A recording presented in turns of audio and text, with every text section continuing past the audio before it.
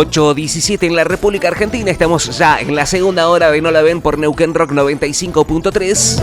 Y como cada lunes, nuestra columna de análisis sociopolítico de la mano de nuestro profe, nuestro docente de la Universidad Nacional de Córdoba, que nos permite entender un poco cómo los liderazgos y cómo las decisiones que se van tomando en nuestro país y en el mundo van afectando también nuestra vida personal y habitual, ¿no?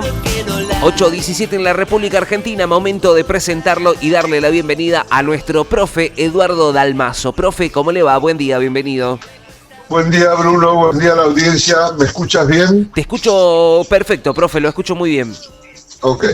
Profe, quería arrancar este lunes en nuestra habitual columna que solemos tener nosotros en el programa, haciendo un recorrido o un balance o quizás comprender un poco su mirada con respecto a lo que ha sucedido durante este fin de semana, un anuncio que hizo el presidente que era algo que ya había anticipado, que era vetar leyes que uno, si lo ves desde afuera, si no está muy politizado, entiende que son necesarias, ¿no? Que tiene que ver con la mejora en los saberes jubilatorios, con una extensión también en lo que tiene que ver con el sistema previsional, con tratar de incluir a la mayor cantidad de personas posible dentro del sistema jubilatorio, y por otra parte la ley de discapacidad. Temas que a mi parecer, desde mi mirada, me parece que son muy sensibles, pero que de repente el presidente casi prácticamente celebra esta decisión de cortar y limitar estas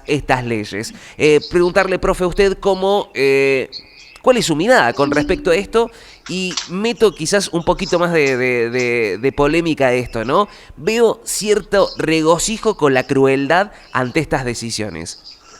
En realidad, lo venimos observando a Milei, y él ha hecho un culto del equilibrio fiscal, y está convencido que lo que más le importa a la mayoría de la población es la estabilidad, es ir a la carnicería y que el kilo de carne, aunque quizás no es el mejor ejemplo, pero quiero decir, el consumo le salga lo mismo al poblador. Está cerrado en eso y no tiene ninguna sensibilidad, porque convengamos que podría negociar ítem, negociar modificaciones en el modelo, por ejemplo en el del subsidio por incapacidad, pero él no negocia nada. Es una incapacidad de flexibilidad política impresionante, y está confiado que va a tener la mayoría en las elecciones, pero que si él cede y se mueve la aguja, el termómetro de la inflación, a él le bajan los votos. Esa es toda su mentalidad. Lo ha demostrado a lo largo de todo este periodo que es presidente. No ha negociado nada, solamente en extremos donde no tenía otra posibilidad. Ahora, profe, hace un rato revisaba estos requisitos o estas imposiciones que hace el Fondo Monetario Internacional para poder seguir realizando los desembolsos correspondientes del préstamo que realizó el gobierno de Javier Milei, y muchas de estas imposiciones tiene que ver con esto, ¿no? Con estas limitaciones que el propio presidente ahora lo hace a través del veto. ¿Qué porcentaje hay de una decisión propia política del gobierno de sostener este superávit fiscal, y qué tanto hay de las exigencias del Fondo Monetario para que esto funcione?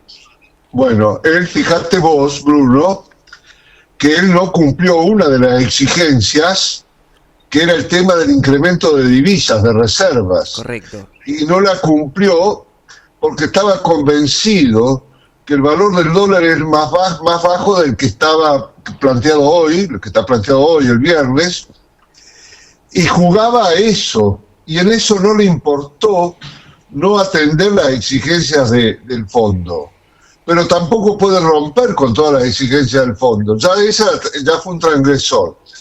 Ahora, la divisa está cerca del tope planteado con el fondo, que si lo hubiera hecho desde el vamos, hubiera sido mucho más consistente su política económica. Pero es un hombre que no razona en los términos que alguien normalmente en la política lo hace. No lo podemos tener en un plano, pero evidentemente el Fondo Monetario no le va a dar más asistencia si se sale de las normas que le han planteado. El fondo está, yo lo digo en algunos de mis escritos, para administrar los intereses de los acreedores, claro, incluyendo el propio. El peor drama de un país en las condiciones de Argentina es endeudarse con el fondo o endeudarse con agentes extranjeros, porque uno queda supeditado a sus exigencias, que son lógicas desde el punto de vista del acreedor, pero no son sanas desde el punto de vista del país y de los intereses del país. Por eso en un programa anterior, no sé si te acuerdas, Bruno, yo dije que hay que modificar el procedimiento de aprobación. Correcto. No se puede delegar el endeudamiento, es indelegable, es un atributo del Congreso y debe ser por mayoría absoluta. No puede ser que un gobierno decida endeudarnos y después estar sujeto a todas las restricciones que nos ponen los acreedores. Pero eso pasa con un acreedor en la vida privada también. Correcto. La lógica de un país, la lógica de la autonomía, es no caer en ese endeudamiento, que además es un endeudamiento financiero. No es un endeudamiento como uno puede pedir, como está pidiendo YPF con otros socios, un crédito para hacer la conducción de gas y de petróleo hasta el puerto, que son cifras importantes. Pero ahí hay un bien, hay un desarrollo, hay un proyecto de repago. Pero cuando son financieros, lo único que hacen, y esto el pueblo lo tiene que saber, es ponerle una cuerda en el cuello. Profe, ahora la situación por lo que yo veo, quitando un poco la aprobación de la ley de discapacidad, creo que el núcleo del conflicto tenía que ver, y que sigue sucediendo, ¿no? Todos los miércoles lamentablemente seguimos viendo las marchas, seguimos viendo la represión que se sigue dando sobre los jubilados que reclaman justamente el aumento en sus haberes. Ahora es una situación en la que yo veo, es como quien le pone el cascabel al gato, ¿no? Porque sabemos que la situación jubilatoria previsional en la República Argentina está muy débil, ¿no? Tiene muchas complicaciones porque lamentablemente todos los gobiernos que han pasado han utilizado la caja, ¿no?, de ANSES como una caja de financiamiento para cuestiones políticas, donde, bueno, ciertas medidas que se han tomado han incrementado, ¿no?, la cantidad de jubilados, pero que lo que se ha generado para poder pagarlo es poco. Hay una situación compleja ahí que es real. ¿Qué pasa con un próximo gobierno que puede llegar a asumir, pero que tiene el pie del Fondo Monetario Internacional encima y con las exigencias, ¿no?, que tiene que ver con esto? La solución del sistema previsional va a llevar tiempo, porque ha sido mal concebido, ha sido usado demagógicamente. Correcto. Me acuerdo perfectamente que el dúo Vudú-Massa hizo todas unas modificaciones y extendió las jubilaciones de una forma desproporcionada, licuando la capacidad financiera de las cajas de previsión. Las cajas de previsión se alimentan de los aportes de los trabajadores formales, y si cada vez hay menos trabajadores formales, menos se puede financiar la caja de previsión. ¿Se entiende eso, Bruno? Correcto, sí, sí.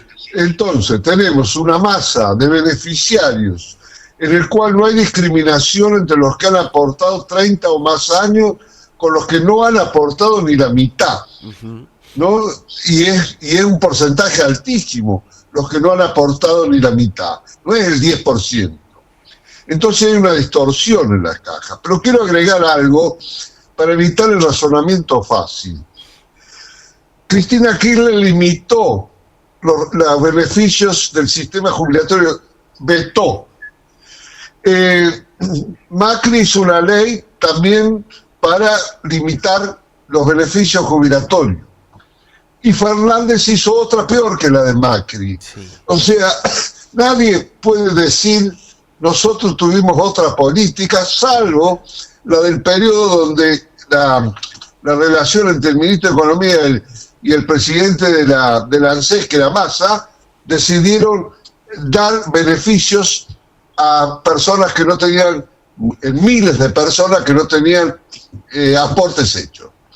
Pero desde el punto de vista de gobierno, nadie puede decir nosotros sí nos preocupamos, ninguno. Mejor dicho, vamos a hablar claramente. El sistema provisional es un sistema quebrado, con mucha dificultad de financiamiento y es el ítem más importante del gasto público. Correcto. Yo eso lo entiendo. También entiendo al jubilado que tiene que soportar la carga del ajuste. Lo entiendo. Pero es un tema que no tiene fácil solución. Profe, ahora yo me voy a meter en una cuestión un poquito quizás más compleja, ¿no? Porque no deja de llamarme la atención o que me genere cierto ruido este anuncio previo que había hecho el gobierno de Javier Milei frente a la rural, frente a los grandes responsables del campo, tanto ganadero como agrícola, con la baja de las retenciones, ¿no? Cuando uno entiende que las retenciones permiten cierto financiamiento, ya sea de obras públicas o dentro del sistema público, sea salud o educativo, pero hay una rebaja que se hace, ¿no? Y en paralelo el anuncio de estos vetos, de estas leyes. Ahí puede haber una cierta correlación con respecto a esto, una señal hacia, bueno, los poderosos, los que más tienen beneficios y los que menos tienen o los más complicados, sigue cayendo el ajuste sigue recayendo sobre esas personas, ¿no? Sobre ese grupo. Es una ecuación muy bien planteada, Bruno, está muy bien lo que vos dices. El tema es así, este es un gobierno capitalista, un gobierno anarcocapitalista.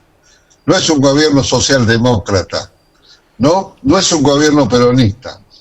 Y el agro es el principal fuente de recursos para el Estado, hoy, todavía hasta que lo sea la minería y el petróleo. ¿Estamos de acuerdo?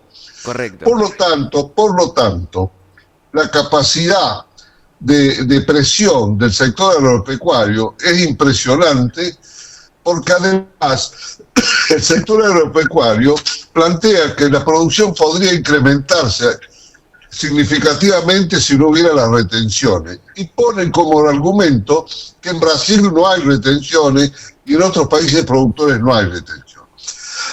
Acá no hay forma que no haya retenciones porque es el principal ingreso del Estado.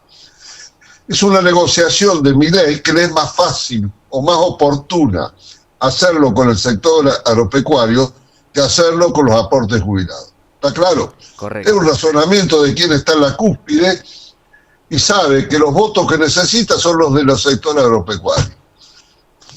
Es así. Muy bien. Bueno, es una situación que, vuelvo a insistir, ¿no?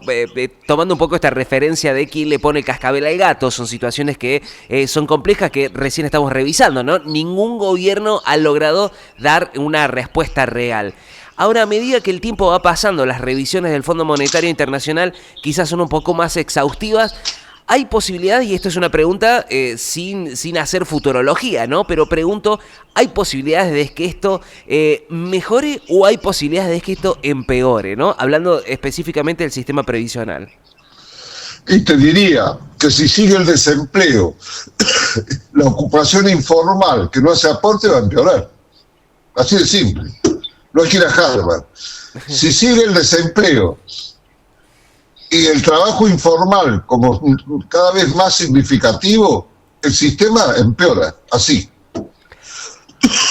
Ahora, profe, es menos fácil de solucionar. Correcto. Ahora hay un paso previo ahora que es el que se viene ya trazando hace un tiempo, que es tratar de amigarse, convencer o llegar a algún tipo de acuerdo con los gobernadores para que no o en realidad que acompañen el veto, ¿no? Porque ya diputados convocó una sesión para este miércoles. La idea es tratar justamente de anular el veto del presidente. ¿Qué responsabilidades empiezan a recaer ahora sobre los gobernadores? Donde seguramente veremos que habrá alguna bajada de línea con sus propios diputados para ver si finalmente se llega o no a eliminar el veto del presidente. ¿Puede recaer cierta responsabilidad sobre los gobernadores también con respecto a esto? Sí, acá hay un tema de fondo, que es el tema, dos temas, uno de corto plazo y otro de largo plazo. El de corto plazo son las elecciones. Claro. Los gobernadores quieren sobre todo la ley que les devuelve, no que les devuelva, sino que les otorgue el fondo de que viene originario del consumo de combustibles para la pavimentación y el desarrollo de caminos. ¿Va bien? Correcto. Eso quieren los gobernadores. Y la reacción ligada a los intereses políticos del kirchnerismo fue decir, bueno, vamos por las jubilaciones, vamos por esto, claro, a ver si así negociar y aflojar. Ese es el razonamiento de corto plazo. El de largo plazo es el siguiente. Hay una estructura informal muy grande, muy significativa de trabajadores en la Argentina, que no hacen aportes, no porque no quieran, sino porque son informales. Correcto. Y eso está ligado a la rigidez de las leyes, de los aportes y la posición de la CGT. Y no se ha encontrado un punto de negociación para facilitar a las pequeñas empresas que podrían ser monotributistas formados de otra manera para que puedan aportar, blanquear, digamos, esa situación, dejar el negro de alguna manera y premiarlos por dejar el negro. Eso implica una revisión del sistema legal y una negociación política muy fina. Este gobierno no me parece que esté en condiciones de hacerla, pero es lo que debería hacer. Creo que es lo que planteaba el ministro Giordano, que duró muy poco, a raíz de un voto de la mujer que es diputada nacional por Córdoba. Correcto. No sé si te acuerdas. Sí. Que él ni bien asume, es también el que dispara lo que termina siendo la causa de la secretaria de Alberto Fernández, ¿no? Creo que empieza a investigar ahí, se da cuenta del tema de los seguros y a partir de ahí se dispara también todo ese escándalo. Totalmente. Aparte es un hombre que sabe muchísimo del tema. Correcto. La verdad que es muy respetado. Y el gobierno, en su forma de actuar, perdió un cuadro muy importante en ese sector. Sí. Pero bueno, eso ya es anécdota. Pero lo que quiero decir es que si no logramos formalizar al sistema de pequeñas empresas que están imposibilitadas hoy de soportar los aportes y los descuentos para el aporte jubilatorio, la caja de jubilación no tiene solución. Cada vez hace peor. Quiero ser claro en eso. Sí. Es seguramente una preocupación que recae también. Yo empiezo a pensar en las generaciones, en mi caso como el mío, empiezo a ver en un futuro bastante difuso, ¿no? Que puede llegar a pasar con las jubilaciones, teniendo en cuenta esto que también está mencionando usted, profe, ¿no? El gran porcentaje de informalidad que, bueno, va a limitar también de acá a un futuro lo que tiene que ver con los aportes y cómo se va a financiar esa caja, ¿no? Yo creo que hay generaciones que a partir de ahora empiezan a ver con mucha preocupación que puede llegar a ser el futuro propio, ¿no? En respecto a las jubilaciones.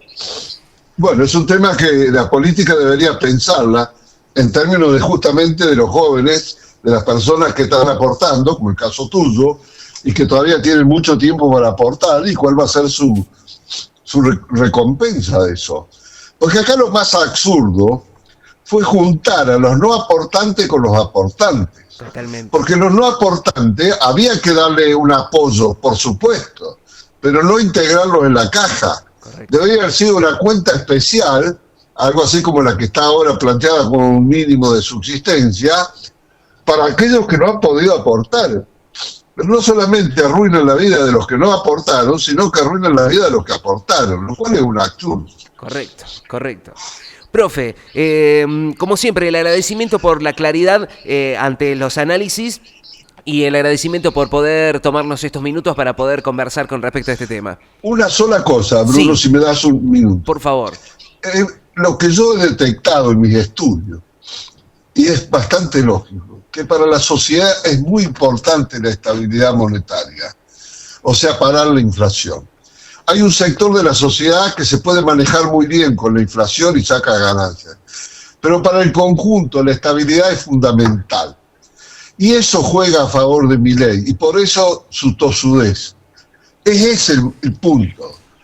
Porque él sabe que si se le va de las manos la inflación, no saca un voto. Correcto. Nada más que eso. Uh-huh. Profe, el agradecimiento, buena jornada para usted. Y para ustedes, saludo a la audiencia. Un abrazo muy grande. Gracias. Estuvimos conversando con el profe Eduardo Dalmaso, nuestro profe que nos permite pensar, analizar y reflexionar con respecto a lo que va pasando en la República Argentina, cómo los liderazgos, también, ¿no? Las decisiones que se van tomando, cómo repercuten directamente en la vida de cada uno de nosotros.